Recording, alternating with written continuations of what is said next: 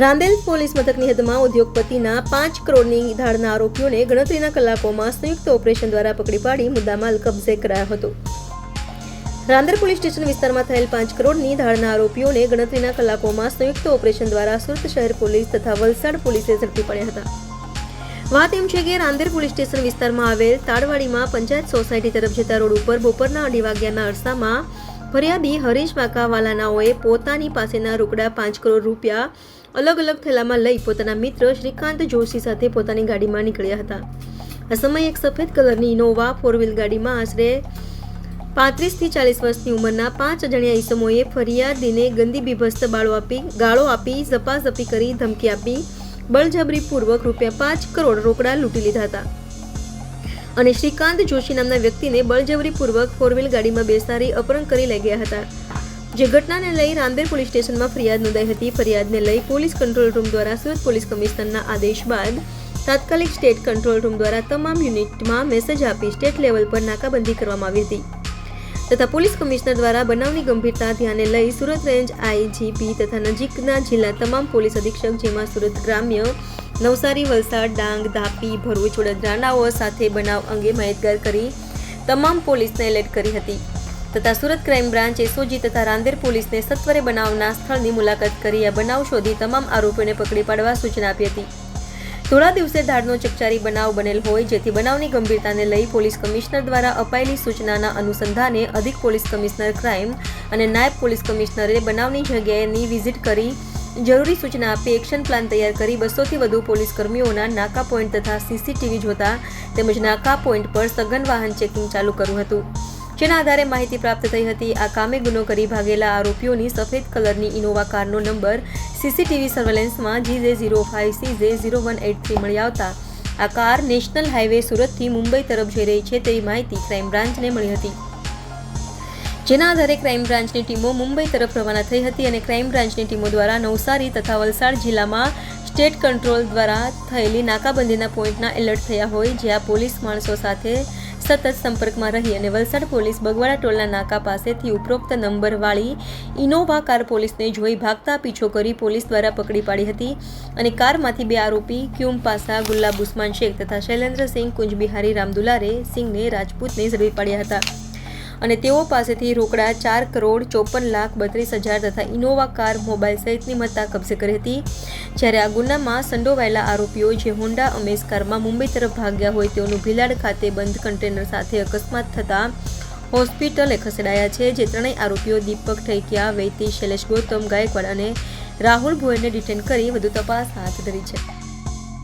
ગઈકાલે સુરત શહેરમાં Rander police station વિસ્તારમાં અંદાજિત 2:15 વાગ્યા આસપાસ એક હરીશ વાકાવાલા જે કાપડનો ધંધો કરે છે એ પોતાના 5 કરોડ રૂપિયા લઈ અને પોતાના એક મિત્ર શ્રીકાંત જોશી સાથે એક ગાડીમાં જતા હતા।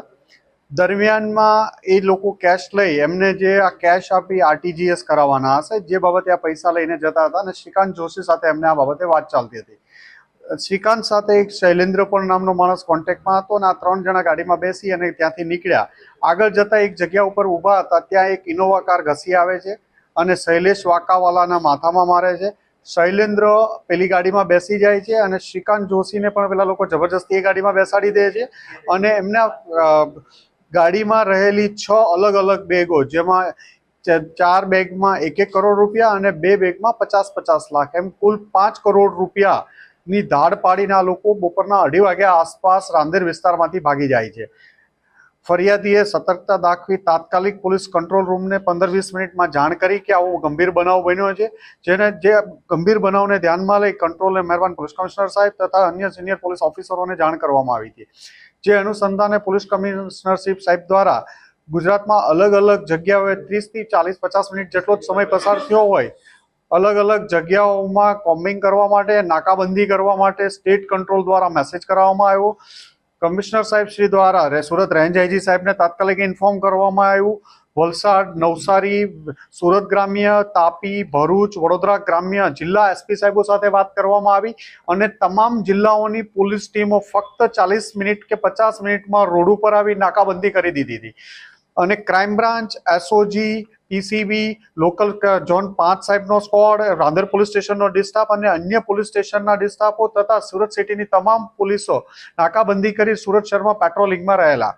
દરમિયાનમાં આ ગાડી ઉપર જે સીસીટીવી માટે પણ એક અલાયદી ટીમ બનાવવામાં હતી 30 માણસોની. આ લોકોએ ત્યાંથી જે બનાવમાં કઈ ગાડી ઇનોવા હતી એનો નંબર પ્રાથમિક માહિતી મેળવવાનો પ્રયત્ન કર્યો, જેમાં એક ગાડી નંબર GJ05 CJ0183 નંબરની ગાડીનો નંબર આઈડેન્ટિફાઈ થયો હતો. ગાડી જોવા મળી હતી કે આ ગાડીમાં આ લોકો પૈસા લઈને ભાગ્યા છે.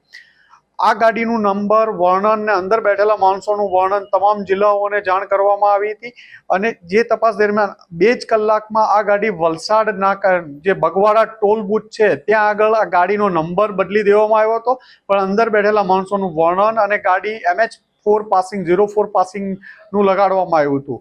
તો જે આધારે એ પોલીસની હાઈવે ઉપર વલસાડ LCBની ટીમને જોઈ અને ભાગવા જતા એમણે પીછો કર્યો અને પીછો કરીને આગળ જતા 2 અસમો કયુમ પાશા શેખ જે મુંબઈ ભિવંડીનો રહેવાસી છે અને એની સાથે શૈલેન્દ્રસિંહ જે જોગેશ્વરી મુંબઈનો રહેવાસી છે, શૈલેન્દ્રસિંહ કુંજબિહારી, આ બંનેને પકડી પાડવામાં આવ્યા. એમની પાસેથી અંદાજે 4,54,00,000 જેટલા રૂપિયા મળ્યા છે. ઇનોવા ગાડી મળી આવી છે અને આ આખી એમો જોઈએ તો આમની સાથે 9 માણસોની ટીમ 2 ગાડીમાં આવેલી હતી. એક ગાડીમાં 5 માણસો અને બીજી ગાડીમાં 3 માણસો. અને શૈલેન્દ્ર પહેલેથી આમની પાસે RTGSના પૈસાના બાને આવેલો હતો અને બીજા માણસોને ટીપ આપી અને ધાડ પાડવાનો આ લોકોએ પ્લાન કરેલો હતો. આ નાકાબંધી દરમિયાન પોલીસની અલગ અલગ ટીમો જોતા બીજી જે ગાડી હોન્ડા અમેઝ હતી એ ભાગવા જતા એમાંથી 3 ઇસમો ગાડી એક કન્ટેનર સાથે એક્સિડન્ટ થતા 3 માણસોને હોસ્પિટલાઇઝ કરવામાં આવ્યા હતા, જેમાં 2 ને ડિસ્ચાર્જ કરતા એમની પણ ધરપકડ કરવામાં આવી છે. ત્રીજાને સુરત ટ્રાન્સફર કરવામાં આવ્યો છે સિવિલ હોસ્પિટલમાં. દીપક પેની અને રાહુલ ભોઈ આ બેને અટક કરવામાં આવ્યા છે અને એમાં શૈલેષ ગાયકવાડ અને રાહુલ ભોઈ આ બંનેને એરેસ્ટ કરવામાં આવ્યા છે અને એક હોસ્પિટલાઇઝ છે. આમ ગણતરીના 3 કલાકમાં સુરત પોલીસ અને વલસાડ પોલીસ અને અન્ય ટીમોની મદદથી 4 કરોડ એક મોટી ધાડને અંજામ આપતા મુદ્દામાલ અને આરોપી સાથે પકડી પાડવામાં આવ્યા છે.